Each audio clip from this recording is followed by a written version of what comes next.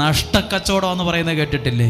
അല്ല, നഷ്ടക്കച്ചവടമൊന്നുമല്ല. ചിലരൊക്കെ ആവേശത്തിൽ പറയും, എനിക്ക് ഇതിനൊക്കെ എവിടാ സമയം, എനിക്ക് നേരെ നിൽക്കാൻ പോലും സമയമില്ല, പിന്നെയാണോ എനിക്ക് ഇതൊന്നും പറ്റത്തില്ല കേട്ടോ, എനിക്ക് ഭയങ്കര ബിസിയാണ്. എന്ത് ബിസിയാന്നാ ഈ പറയുന്നത്? ജീവിതത്തിന് ആവശ്യമായ നന്മകളില്ലാതെ, അനുഗ്രഹമില്ലാതെ ഓടിയതും നേടിയതും ഒക്കെ നഷ്ടമായി പോകും. ചിലപ്പോൾ ദൈവത്തെ കൂട്ടുപിടിക്കാതെ ഓടിയിട്ട് ഇന്ന് മെച്ചോ ഇല്ല, മിച്ചോ ഇല്ല, കടവല്ലാതൊന്നില്ല.